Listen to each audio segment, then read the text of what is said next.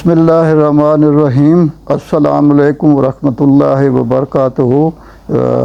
میں آپ کو پروگرام میں خوش آمدید کہتا ہوں۔ ہم اپنے پروگرام کو آگے بڑھاتے ہیں، کیونکہ پہلے جہاں سے ہم نے پروگرام کو ختم کیا تھا اس سے آگے ہم لے کے جاتے ہیں، تو انشاءاللہ پوری کوشش ہوگی کہ آپ کو سمجھ بھی آئے۔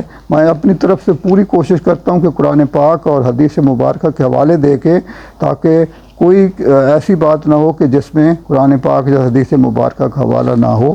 تو بڑی سوچ بچار کے بعد اور پڑھنے کے بعد جو ہے نا میں بیان کرتا ہوں۔ اب ایک اور قرآن پاک کی آیت کا جو ہے نا ترجمہ ہے وہ میں بیان کرتا ہوں۔ پہلے لوگوں پر جو مصیبت آئی وہ ان برائیوں کی وجہ سے آئی جو انہوں نے کی، اور ان لوگوں میں سے بھی جو ظالم ہیں جلد ہی اپنے کرتوتوں کے برے نتائج دیکھ لیں گے۔ یہ لوگ ہمیں عاجز کرنے والے نہیں ہیں۔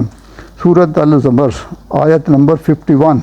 ایک اور سورت پہ اللہ تعالیٰ نے واضح کیا ہے، اور ہم بستیوں کو ہلاک نہیں کرتے مگر جب وہاں کے رہنے والے ظلم کرنے لگے۔ اس میں سورت قصص آیت نمبر 59۔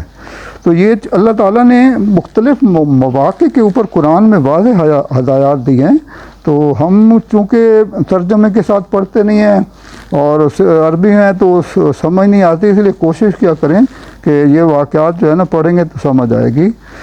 اس میں فردر جو ہے نا قوم نوح کے بارے میں اللہ تعالیٰ نے قرآن مجید میں یہ بات ارشاد فرمائی ہے کہ ان کی ہلاکت کا سبب ان کے گناہ ہی تھے۔ ارشاد مبارک ہے، قوم نوح کے لوگ اپنے گناہوں کی وجہ سے غرق کیے گئے اور آگ میں داخل کیے گئے۔ اس وقت وہ اللہ کے مقابلے میں کسی کو اپنا مددگار نہ پا سکے۔ یہ سورۃ نوح آیت نمبر 25۔ قوم عاد کے بارے میں ہے کہ اللہ تعالیٰ نے یہی بات ارشاد فرمائی ہے، انہوں نے اللہ تعالیٰ کے احکام ماننے سے انکار کیا اور رسول کی نافرمانی کی، اس لیے ان پر عذاب آیا۔ ارشاد باری تعالیٰ ہے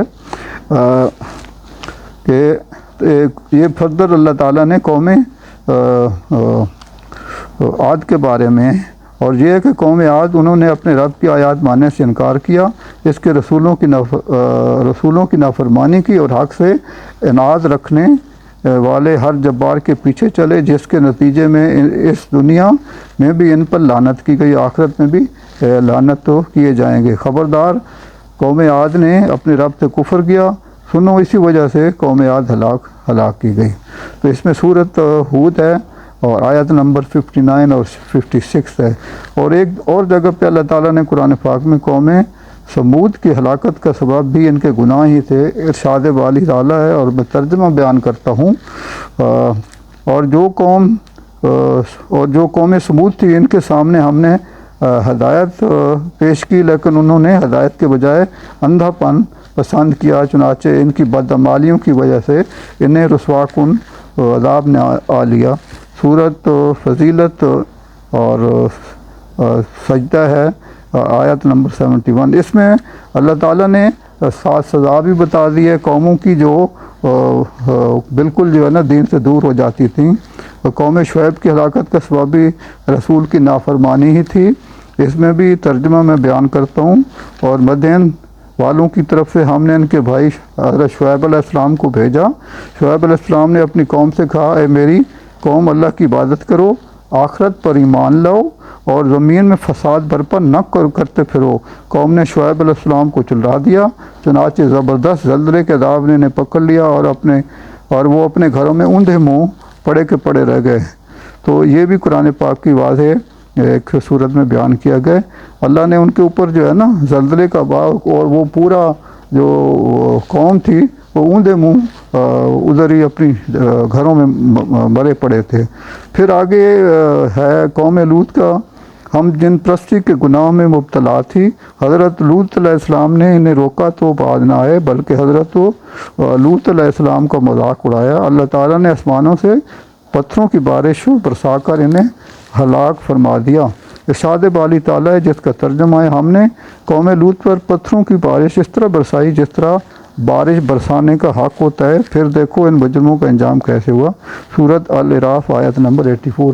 اب یہ قوم لوط جو ہے نا ہمارے علماء کرام تھوڑا وضاحت کے ساتھ بیان نہیں کرتے ہیں۔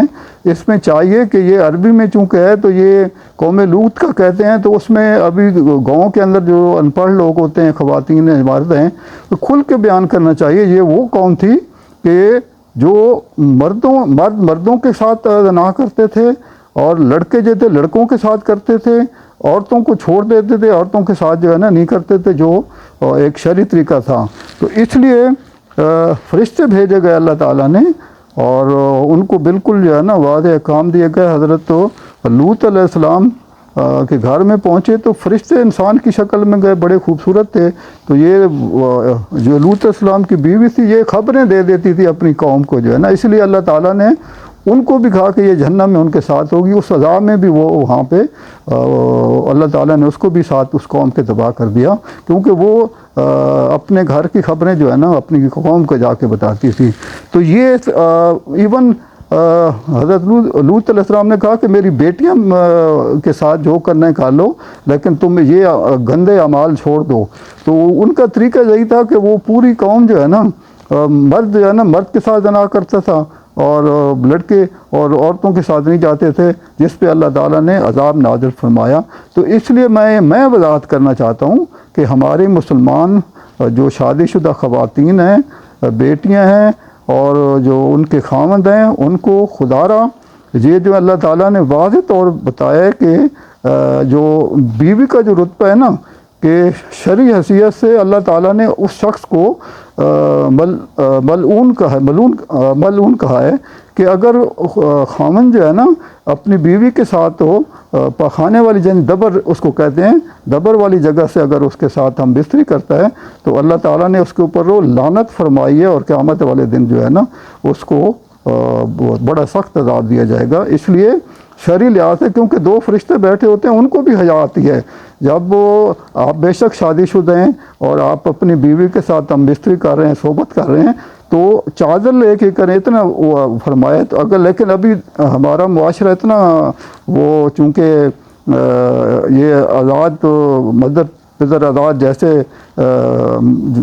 کئی ممالک میں آپ کو پتہ ہے کہ وہاں پہ جو بھی کریں کچھ بھی وہ کوئی قانون نہیں ہے، تو اس چیز سے پرہیز کریں۔ اور خواتین کا بھی کام ہے کہ مردوں کو اس چیز کی اجازت ہی نہ دیں۔ آپ اندازہ لگائیں کہ اگر آپ نے وضو کیا ہوا ہے اور اگر آپ نے وضو کے بعد اپنے نفس یعنی شرمگاہ کے اوپر ہاتھ لگے، آپ کا وضو ٹوٹ جائے گا۔ اتنے تک اللہ تعالیٰ نے جو ہے نا واضح کمال دیے ہیں۔ اگر خاوند اپنی بیوی کو شرعی طریقے سے جو ہے نا شرمگاہ کا جو شرعی طریقہ ہے سامنے سے آنا چاہیے، میاں بیوی جو ہے نا، ایون اللہ تعالیٰ نے فرمایا ہے کہ اگر ایک مرد یا ایک لڑکا یا دوسرا لڑکے کے ساتھ کر رہا ہے تو اللہ تعالیٰ نے فرمایا نبی صلی اللہ علیہ وسلم نے کہ ان کو قتل کر دو۔ ان کی سزا اس طرح نبی صلی اللہ علیہ وسلم نے فرمائی ہے کہ اگر وہ دونوں اوپر اور نیچے والا اس طرح الفاظ استعمال کیے گئے ہیں کہ اگر اس کام میں اوپر والا ہے یا نیچے والا جو نیچے لیٹا ہوا ہے ان دونوں کو قتل کر دو۔ تو اس لیے یہ ایک بڑا واضح ہے، اور اس پہ ہمیں علماء کرام کو وضاحت کے ساتھ بیان کرنا چاہیے، اور خاص طور پہ خواتین جو ان کی بیٹیاں شادی ہونی ان کو بھی سمجھا کے بھیجیں کہ وہ اپنے یا کوئی خاوند ایسا کہتا ہے کہ جو انسان شرمگاہ ہے مرد کی یا عورت کی، تو اس کو منہ لگانا بھی جو ہے نا وہ بھی گناہ کبیرہ میں شامل ہے۔ تو آپ ان چیزوں سے جو ناواقف ہیں یا جن کو پتہ نہیں تھا اس کے تو اللہ تعالیٰ معاف کر دے گا، لیکن آگے جو ہے نا یہ بہت ہی صغیرہ گناہوں میں سے ہے۔ آپ اللہ تعالیٰ کے حکم کے مطابق اور پیارے نبی حضرت محمد صلی اللہ علیہ وسلم کے حکم کے سنت کے مطابق ان چیزوں پہ آئیں، اور شرعی طریقے سے جو ہے نا میاں بیوی اپنے وہ حقوق ادا کریں، تاکہ اللہ تعالیٰ جو ہے نا ہم سب پہ رحم کروائے، کیونکہ ہمارا معاشرہ بہت ہی غلط سائڈ پہ چلا گیا ہے۔ یہ میں نے وضاحت اس لیے کیا کہ اس پہ بتانا ضروری تھا۔ شریعت کے اندر جو ہے نا کوئی شرم نہیں ہونی چاہیے۔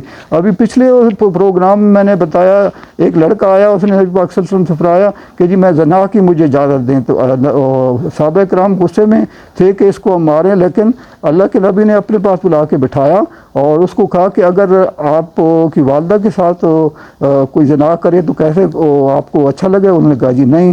پھر نبی پاک نے فرمایا کہ آپ کی خالہ، آپ کی بہن یا آپ کی پھوپھی کے ساتھ کوئی اگر زنا کو گناہ جی نے میں پسند نہیں، تو پھر اللہ تعالیٰ نے رحم فرمایا، اور نبی صلی اللہ علیہ وسلم نے دعا فرمائی اس لڑکے کے لیے کہ اس کو جب اپنی ماں کے ساتھ یا بہن یا بیٹی کے ساتھ اچھا نہیں لگتا تو دوسروں کے لیے تو دعا فرمائی، تو وہ اللہ تعالیٰ نے اس لڑکے کو جو ہے نا ہدایت دے دی، اور وہ ایک اچھا انسان بن کے زندگی اس نے گزاری۔ تو اس لیے ہمیں کوشش کرنی چاہیے کہ دین کے مسئلے میں جو بھی حقیقت وہ کھل کے بیان کرنی چاہیے، کیونکہ کئی چیزیں تھیں جو میں نے اگر جناب پڑھی نہیں ہوتی تو ہمیں بھی پتہ نہیں تھا، شادی شدہ ہیں لیکن اب جو ہے نا پتہ چل گیا کہ ہمارے شریعت ہمیں کیا کہتی ہے۔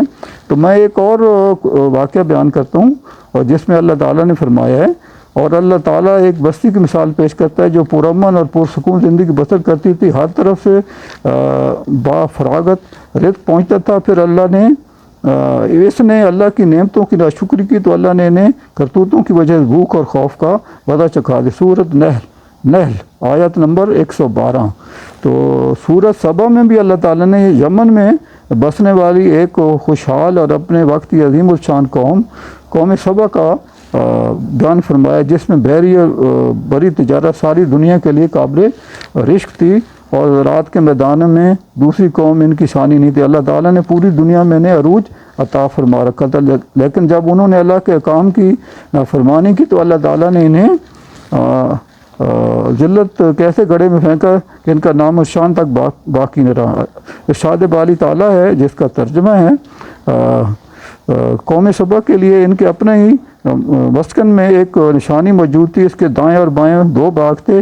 انہیں حکم دیا گیا کہ اپنے رب کا رزق کھاؤ اور اس کا شکر ادا کرو کہ نعمتوں بھرا ملک ہے اور گناہ معاف فرمانے والا رب ہے، لیکن انہوں نے اللہ تعالیٰ کے حکم سے منہ موڑا اور ہم نے ان پر بند توڑ سیلاب بھیج دیا، اور ان کے پھلدار باغوں کو کڑوے کسیلے پھلوں اور جھاڑ جھنکار کے علاوہ چند بیری کے درختوں کے باغوں سے بدل دیا۔ ہم نے انہیں یہ سزا ان کی ناشکری کی وجہ سے دی، اور ایسی سزا ہم ہر ناشکر انسان کو دیتے ہیں۔ یہ بھی سورۃ سبا ہے، اس میں آگے آیت نمبر ہے 15 اور 17۔ تو اللہ تعالیٰ نے بہت سی جگہوں پہ اوپر جو ہے نا واضح کر دیا ہے، اور اب کئی جگہوں پہ اللہ تعالیٰ نے پھر جو ہے نا امر بالمعروف جو ہے نا وہ نہی عن المنکر ترک کرنے والوں کی دعائیں قبول نہیں کرتا اللہ تعالیٰ، ٹھیک ہے۔ موسیقی گانے بجانے اور شراب پینے والوں کو زلزلوں کا عذاب آتا ہے۔ حلال اور حرام میں تمیز نہ کرنے والوں کی شکلیں مسخ کر دی۔ اس میں بھی ہے کہ اللہ کے نبی حضرت ہے کہ ہم میری امت میں ایک ٹائم آ گیا، ابھی جس دور سے ہم گزر رہے ہیں کہ جب اچھائی اور برائی کا کانسیپٹ ختم ہو جائے گا، حکمران کرپٹ ہو جائیں گے، برائی عام ہوگی، عورتیں حکمرانی گھروں کے اندر کر رہی ہوں گی، تو ان کی اللہ تعالیٰ جو ہے نا رات کو سوئیں گے تو انسان ہوں گے، صبح اٹھیں گے تو وہ خنزیر اور بندر بنے ہوں گے۔ سود کی وجہ سے مال میں برکت ختم کر دی جاتی ہے، ان کے لیے بھی اللہ تعالیٰ جو ہے نا جہاد ترک کرنے والوں پر اللہ تعالیٰ ذلت اور رسوائی کا عذاب مسلط فرما دیتے ہیں۔ گناہوں کی وجہ سے انسان اپنے رزق سے محروم کر دیا جاتا ہے۔ تو یہ اللہ تعالیٰ نے بہت سی چیزیں جو ہے نا بڑی واضح کر دی ہیں۔ ہمیں ابھی ایز اے مسلمان پوری کوشش کرنی چاہیے کہ ہم ان کے اوپر جو ہے نا اچھے طریقے سے عمل کریں، اور خاص طور پہ اللہ تعالیٰ کے ساتھ جو شرک ہے اور والدین کی نافرمانی، ان چیزوں سے بالکل جو ہے نا پرہیز کرنا چاہیے۔ اور اللہ تعالیٰ نے ایون جب ہم قیامت والے دن انسان اٹھے گا اور پھر جائے گا میدان محشر میں، تو وہاں پہ جب ہمارے نبی حضرت محمد صلی اللہ علیہ وسلم وہاں میں حوض کوثر پر جو ہے نا پانی پلائیں گے، آپ اندازہ لگائیں کہ اگر ایک بندہ کراچی کا ہے، اس نے جانا ہوگا میدان محشر میں سعودی عرب پیدل جائے گا، کیا حالت ہوگی۔ موسم اگر جب سورج نیچے ہوگا تو دیکھ لوگوں کو تو اللہ سایہ کرے گا، لیکن مقصد یہ ہے کہ اللہ تعالیٰ نے ادھر بھی جو ہے نا نبی صلی اللہ علیہ وسلم کو منع کر دیا کہ ایک گروپ جب آئے گا تو کہ ان کو پانی نہیں پلانا۔ وجہ یہ تھی کہ وہ بدعتی ہو گئے تھے، نبی صلی اللہ علیہ وسلم کے بعد بدعات شروع کر دیں، تو اس لیے بچنا چاہیے کہ بدعات اور ان چیزوں سے، شرک سے دور رہنا چاہیے، تاکہ ہمیں اپنے محبوب حضرت محمد صلی اللہ علیہ وسلم کا بھی قرب حاصل ہو اور ہم ان سے حوض کوثر کا پانی پی سکیں۔ میں نے اپنی طرف سے پوری کوشش کی ہے، انشاءاللہ آگے فردر جو ہے نا اس کو بیان کریں گے۔ امید ہے کہ آپ اس کو لائک کریں گے، سبسکرائب کریں گے اور شیئر کریں گے۔ میں آپ کے لیے دعا گوں، اللہ تعالیٰ آپ سب کا حامی و ناصر ہو۔